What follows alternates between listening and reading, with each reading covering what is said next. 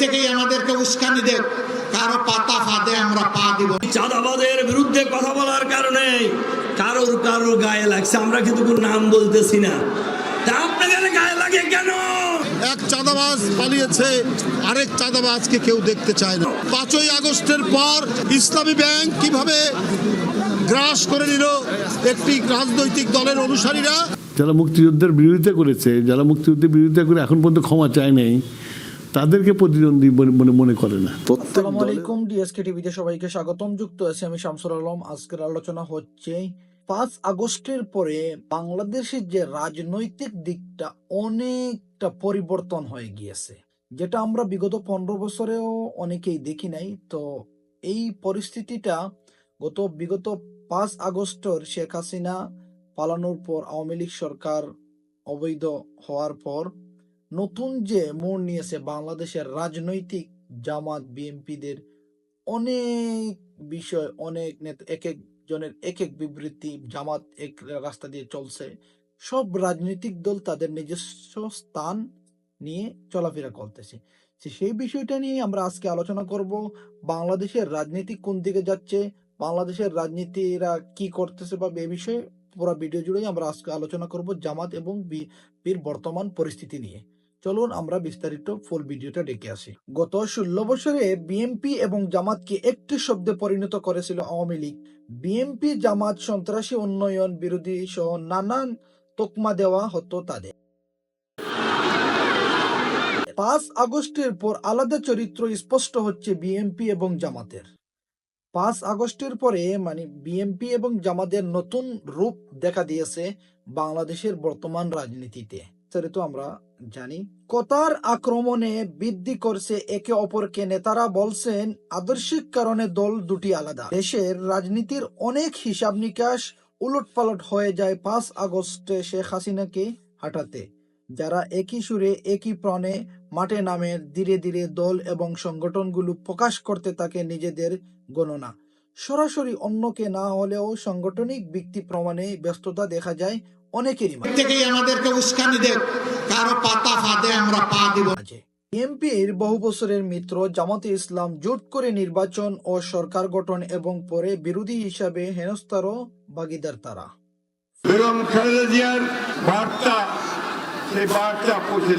5 আগস্টের পর গণঅভ্যুত্থানে আওয়ামী লীগ সরকার পালালে সামনে আসে পরের বিভিন্ন সমীকরণ। ভবিষ্যৎ রাজনীতিতে নিজেদের অবস্থান পুক্ত করতে আলাদা কৌশলে এগিয়ে যাচ্ছে বিএনপি এবং জামাত দলের নেতারা। ছাড় দিয়ে কথা বলছেন না অন্য দলের কর্মকাণ্ড নিয়ে। চাঁদাবাদের বিরুদ্ধে কথা বলার কারণে কারোর গায়ে লাগছে, আমরা কিন্তু কোনো নাম বলতেছি না। তা আপনাদের গায়ে লাগে কেন?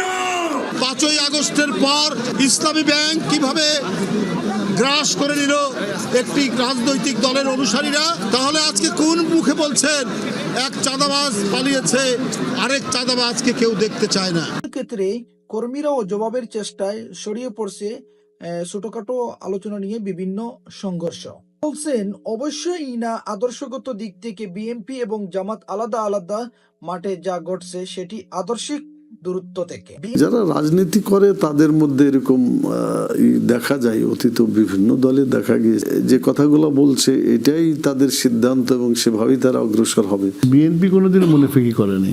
তারা 18 সালেও নির্বাচন করেছিল আমাদের ধানের শীষ নিয়ে। এখন তারা বিএনপি সম্বন্ধে সোচ্চার হয়েছে, আমি দেখছি প্রত্যেককে দেখেছি। এটা অন্য দল হিসাবে আর একটা দলের করতেই পারে।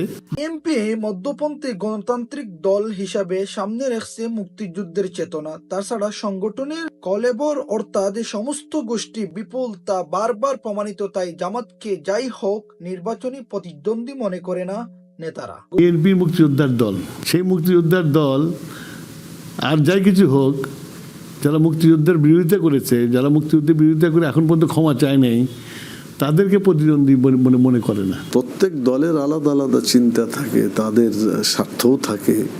নির্বাচন করলে ভাই তো ঝগড়া করে। যখন মানুষ তারা নিজেরা নিজেদের কথা বলবে, আলোচনা করবে, তাদের নিজের স্বার্থের কথাটাই বলবে, এটা স্বাভাবিক। আসছে ইসলামী সম্ভাবনা দলগুলো নিয়ে বৃহত্তর জোট করতে চায় জামাতে ইসলাম।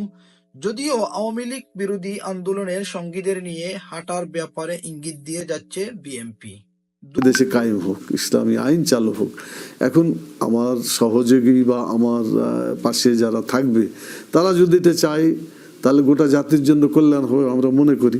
যদি না চায় তারা তাদের লাইনে কথা বলতে পারে, কারণ মতের স্বাধীনতা তো সবারই আছে। নির্বাচনের যে হিসাব নিকাশ গত 50 বছরের এসে এখানে তো কখনো তারা বিএনপির প্রতিদ্বন্দ্বী না। দুই দলের নেতারাই বলছেন দেশের বৃহত্তর ও ঐক্যে তাদের ভিতর কোনো মত বিরোধ নেই। বর্তমান বাংলাদেশের যে রাজনীতির বিষয়গুলো এইমাত্র আমরা বলেছি, তো কিন্তু সবাই রাজনীতি নিয়েই ব্যস্ত, বাংলাদেশকে নিয়ে কেউই ব্যস্ত না। সবাই সবার স্থান নিয়ে ব্যস্ত, সবাই সবার দলকে পোক্ত করতেছে, সবাই সবার স্থানকে পোক্ত করতেছে, সবাই গ্রুপ নিয়ে ব্যস্ত, কাও হাড্ডাহাড্ডি, মারামারি, গ্রুপিং, বিভিন্ন কাটাকাটি এগুলোই চলতেছে। দেশ কি শান্তি হবে না অশান্তি হবে এগুলো নিয়ে কেউই চিন্তা করে না, কারণ সবাই চায় দল নিয়ে দেশে এসে উল্টাপাল্টা উৎপাট করতে চায়। সবাই যদি চাইতো যে একসাথে এই যে 5 আগস্টের পরে দিয়ে চাইতো বিএনপি জামাতো যে এই যে বর্তমান কিছু পরিস্থিতি যে করে যাচ্ছে, যে তারা সব সময় সমাবেশ বা বিভিন্ন অনেক যে বিএনপির নামে অনেক ছোটখাটো নেতাকর্মীরা আছেন শুধু অবৈধ চাঁদাবাজি এই নেই নানান কিছু করতেছে নামে, সেটা বিএনপিরও সম্মানহানি হচ্ছে, জামাতেরও বলেন জামাতেরও সম্মানহানি হচ্ছে। সেক্ষেত্রে এগুলো যদি না করে তাদের উপর মহল থেকে যদি একটা কড়া ভাবে সিদ্ধান্ত নেওয়া হতো, তাহলে এই ছোটখাটো যে কর্মীরা আছে তারা কিন্তু এই ভুলগুলা করতো না। আর সেক্ষেত্রে সবাই ঐক্য হয়ে কাজ করতো, তাহলে নতুন এক বাংলাদেশ করতে কোনো কষ্ট হতো না।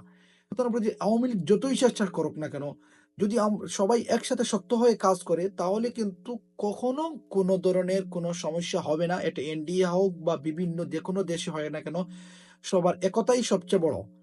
মূল হলো একতা। একতাও যদি সবাই থাকে, এখন জামাত চলছে এক রাস্তায়, বিএনপি চলছে এক রাস্তায়, হেফাজত চলছে এক রাস্তায়, সবাই রাস্তা আলাদা আলাদা নিজস্ব রাস্তা নিয়ে কাজ করতেছে।